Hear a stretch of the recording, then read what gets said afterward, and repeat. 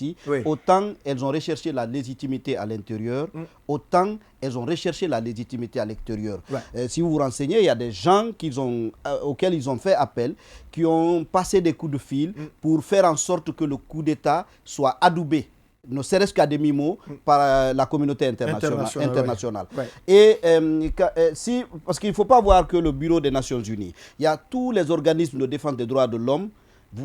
Il y en a déjà qui ont dénoncé cette mesure, il y en a qui vont dénoncer parce que c'est leur vocation. On ne peut pas accepter une interdiction d'ordre général parce que c'est une interdiction pour au moins 2 ans. Ouais. Donc, en tout cas, pour tout le temps de la transition. Disons, jusqu'avant les campagnes, les campagnes électorales. Donc, c'est au moins 2 ans avant qu'on ne rentre dans le processus électoral en tant que tel. Donc, et vous ne trouverez aucun organisme international de défense des droits de l'homme qui peut cautionner ça. Et autant les condamnations vont pleuvoir, en termes d'image, c'est la junte, c'est la Guinée qui va en prendre un coup. Naturellement, ça va avoir un effet psychologique sur la junte, sur les partisans de la junte. À l'inverse, ça va gonfler, ça va ravigorer ceux qui sont du camp d'en face. Donc ça c'est un élément moteur dont notamment l'opposition, voilà, la société civile ont besoin pour se renforcer, notamment dans l'opposition qu'ils ont à l'égard du CNRD. Et je pense que si, au-delà de ces sanctions, imaginons par exemple que c'est dans ce sillage-là que le sommet de la CEDEAO va arriver, naturellement, si... Dites-moi dans combien de pays de la sous-région les manifestations sont autorisées? Allez-y, il va terminer. Les présidents qui vont se retrouver là, combien de pays? Il va terminer la. Ces présidents sont constamment accablés par les rapports des organismes de défense des droits de l'homme. Non, attendez, ça ce n'est pas, ça ne peut pas être un baromètre pour condamner. Il y a autre chose. Allez-y, oui. Et on va en parler tout à l'heure. D'accord, allez-y, oui. Vous voulez dire que la CEDEAO ne va pas accepter ça? Il va terminer, oui. Les propos des Nations Unies. Donc je dis par exemple que dans ce contexte-là, si les condamnations pleuvent et que dans la foulée, le sommet de la CEDEAO se réunit sous le cas de la Guinée, et les chefs d'État seraient confortés dans le fait de prendre des décisions parce qu'ils auront été précédés par des organismes dont la mission est d'observer la régularité, l'observation des droits de l'homme. Or, il y a une certaine relative unanimité autour du fait que les droits de l'homme sont en passe d'être violés ou sont violés en Guinée, naturellement, les dirigeants ne réfléchiraient pas par 2 fois avant de prendre une décision. Donc, il y a une interconnexion entre ces condamnations qui peuvent paraître anodines et des décisions hardies qui peuvent venir et qui peuvent et des positions que la communauté internationale peut adopter. Baïla Traoré, est-ce que la junte va ignorer cet appel du Bureau des Nations Unies à cette allure? Tout au moins, elle va prêter une oreille attentive. Bon, espérons qu'elle y prête une oreille attentive.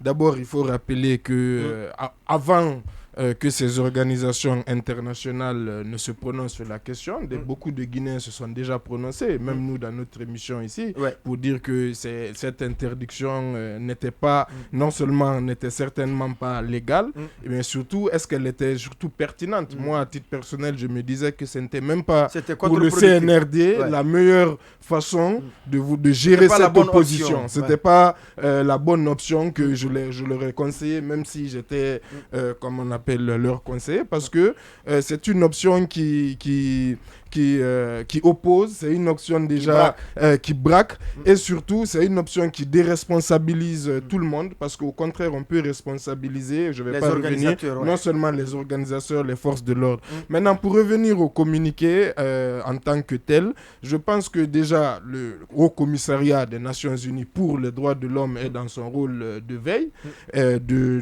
sur les questions d'interpellation. Maintenant, ce qui est très intéressant, ce que j'ai trouvé intéressant, c'est qu'ils disent que... Gardez bien le micro. Voilà, ils invoquent le principe de proportionnalité et de nécessité. Ils disent que les mesures annoncées pour restreindre les rassemblements ne sont pas conformes au principe de nécessité et de proportionnalité. Je trouve cela très intéressant parce que, justement, ce principe de proportionnalité, c'est un principe déjà qui est à la base, qui est omniprésent dans le droit, dans tous les aspects de la justice, et qui est symbolisé d'ailleurs par aussi même le symbole de la justice qui est la balance, c'est-à-dire le juste milieu, la proportionnalité, c'est-à-dire quand vous décidez... L'objet est ici, voilà, la balance est là. Exactement. Et on met le poids de l'autre côté. Exactement. Il faut qu'il y ait un équilibre. Exactement. Et dans le droit et dans la doctrine des droits de l'homme, ce principe de proportionnalité veut que on peut restreindre, c'est-à-dire ce qui est important, c'est que le principe, l'État peut restreindre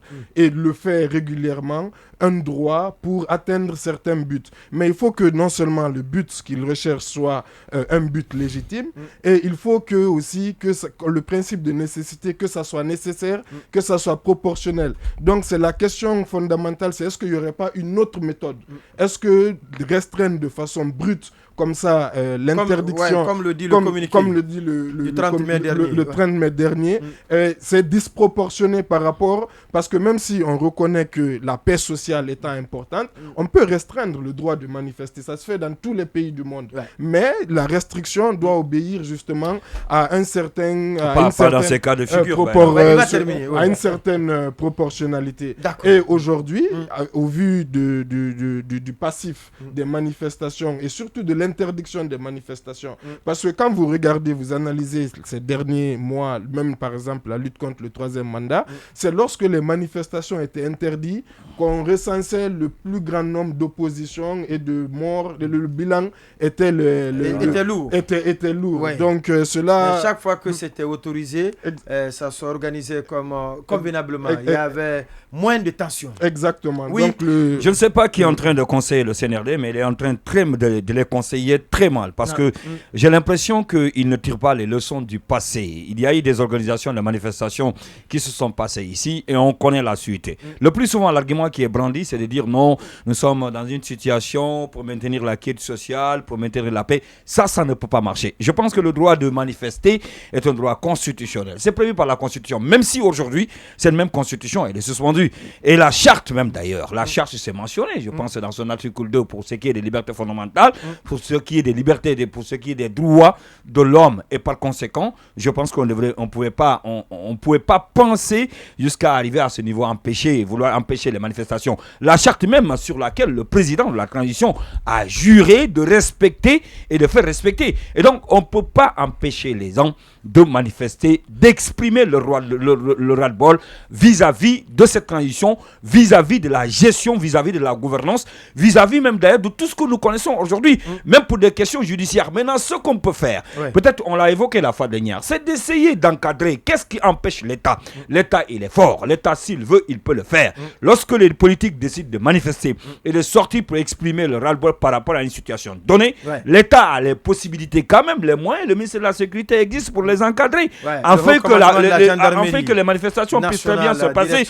Et il l'a rappelé tout à l'heure, c'est-à-dire que c'est l'inverse. Lorsque vous avez demandé de ne pas manifester, c'est en ce moment d'ailleurs qu'on connaît le plus souvent des tensions vives. On a eu ici les derniers temps de règne du président Alpha Condé, les manifestations qui avaient été donc acceptées et encadrées. On connaît le résultat, les gens sont sortis, ils se sont manifestés, il n'y a pas eu de perte en vie humaine, il n'y a pas eu de blessés, il n'y a pas eu de destruction massive. Alors, très rapidement.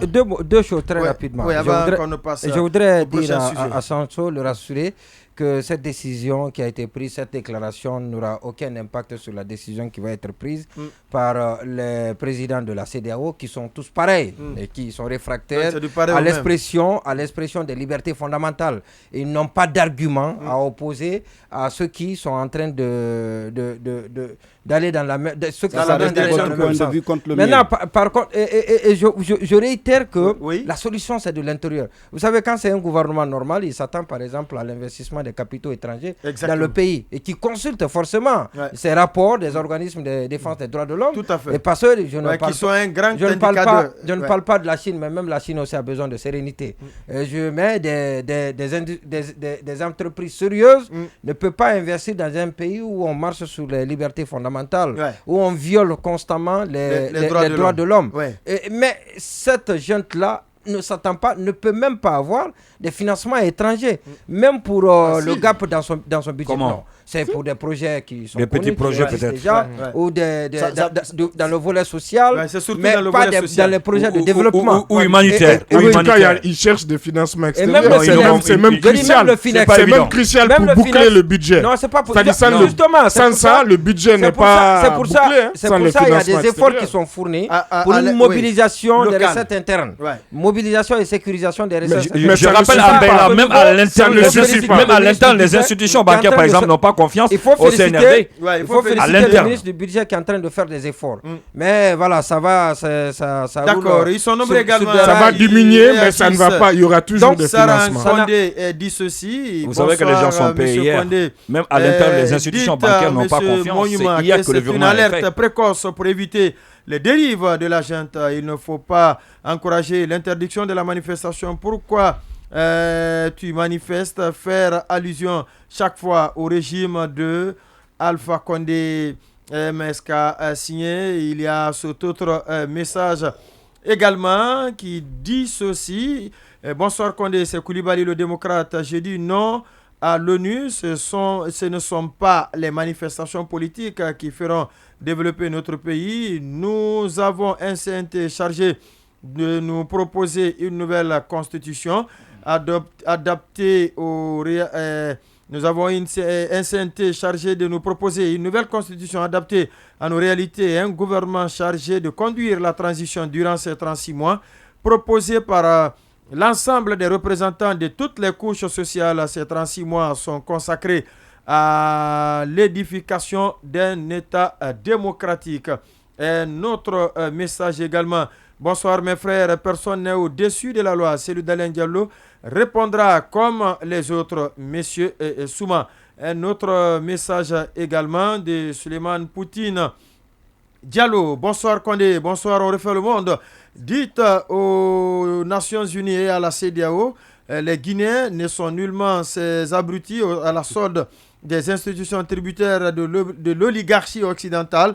Nous savons prendre nos responsabilités, mais les respecter aussi. Ce pays a vitalement besoin du développement et de la refondation. Le problème guinéen se résout en solution guinéenne. Ces mêmes institutions soutiennent le putschiste du Tchad alors qu'ils nous lâchent de brides ici. Ce qui est inconcevable. Suleiman Poutine Diallo depuis Kiroti dans la commune de Ratoma. Cet autre message, Maki Premier, dans la procédure concernant Cellou Dalein Diallo, la CRIEF s'est tiré une balle sur les pieds à l'UFDG. Nous sommes respectueux de la loi et rassurés de l'innocence de Cellou Dalein Diallo.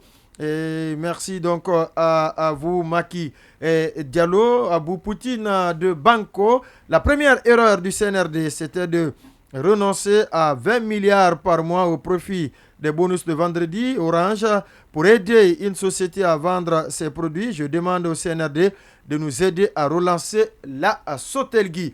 Pendant ce temps, le FNDC, par l'intermédiaire de ses avocats français, Boubacar Sansobari, décide de mettre en place un système de monitoring puisque les manifestations sont interdites. Tous les actes vont être recensés pour des éventuels dérapages.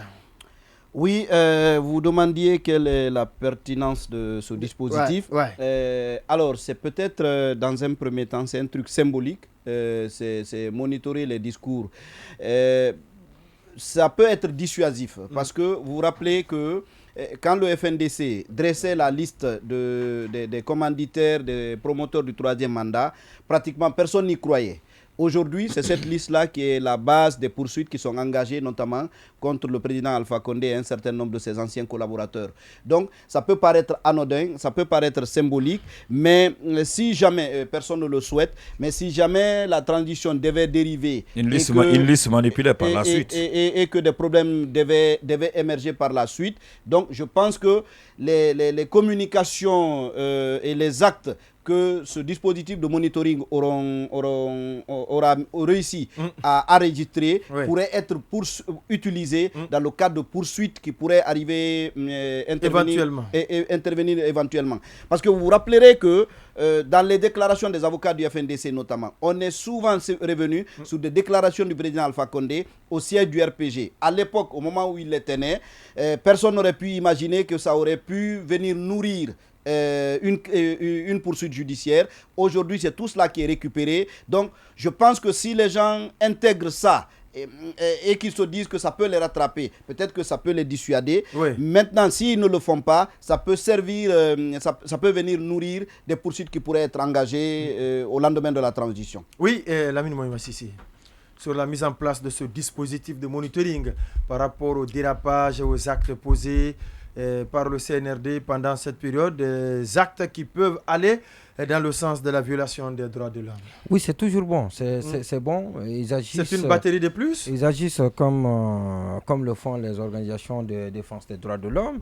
Mais il faudrait que ceux qui sont aujourd'hui au pouvoir aient à l'esprit qu'ils ont un compte à rendre au peuple de Guinée, comme ils sont en train de le demander aujourd'hui à ceux qui ont gouverné le pays ces dernières années. Et donc, quand on leur fait savoir cela avec la pédagogie qui s'y est, comme ils l'ont dit, un monitoring, et ça, je pense que c'est important. Ils vont garder ça à l'esprit, fonctionner en ayant également à l'esprit que après leur règne, qui n'est pas éternel, il va avoir, bien évidemment, ils auront droit à rendre compte de tout ce qui a été fait, tout ce qu'ils ont fait durant ce règne-là.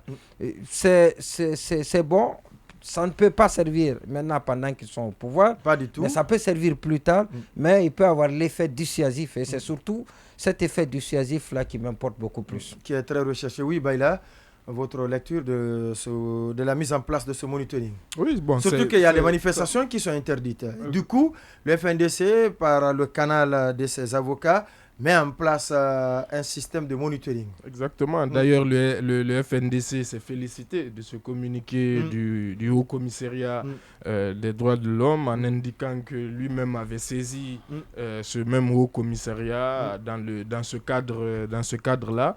Maintenant, déjà, ça en va, c'est leur fonction, un rôle de veille de la société civile en général, là axé sur les droits de l'homme, parce que c'est vrai que, et de toute façon c'est important, parce que le langage il est important, les mots qu'on utilise ils sont aussi importants, ils ont des impacts, donc on a beaucoup entendu aussi des discours parfois très violents, et du coup tout ceci pour la construction démocratique. Parce que la violence physique est précédée par la violence verbale. Par la violence verbale. Maintenant, toute petite aussi précision, moi je ne suis pas sûr que la liste du FNDC soit à la base des poursuites. D'ailleurs, les personnes... c'est ce qui a été dit par le procureur général. Bon, il l'a dit, Charles Wright. Non, mais les personnes, par exemple, les personnes poursuivies, ce ne sont pas les mêmes. Ce n'est pas les mêmes qui apparaissent aussi sur la liste. Il y a un décalage.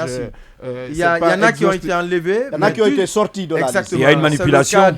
La liste a été manipulée. C'est d'ailleurs l'objet du dernier article de François Soudan, parce que justement, le colonel Doumbouya, par exemple, et le colonel Bala Samoura ont, au dernier moment, été sortis de la liste. Non, mais au-delà, justement, ce n'est pas tous ceux qui sont sur la liste du FNDC qui étaient sur la liste de l'objet de l'ouverture de l'information judiciaire. Tous ceux contre lesquels il y a eu ouverture de l'information judiciaire ont leur nom sur la liste. C'est là ils ont justement. Il y en a qui c'est sur la base de la plainte. C'est sur la base de la plainte que les avocats du FNDC ont introduit auprès du procureur général que les poursuites ont été engagées. Et c'est cette plainte-là qui contenait les personnes en question. C'est ce pourquoi, c'est la dernière liste qui a été prise en compte, c'est ce pourquoi le colonel Doumbouya et le colonel Bala Samoura n'y sont pas notamment. Et la dernière précision que je voulais faire, je pense que la décision du FNDC de mettre en place ce dispositif résulte des propos notamment du Premier ministre Azere Koré. Vous savez que les mêmes avocats du FNDC avaient fait une sortie contre ces propos du Premier ministre. Et je pense que c'est... Quand il aurait dit que si vous devez mourir... Mourrez pour vous-même. Voilà, pour vous-même. Donc c'est la résultante de ces propos-là, ce dispositif-là. C'est comme si appeler à manifester, c'est synonyme d'aller à la mort. Alors que ça doit être tout à fait le contraire. Bonsoir.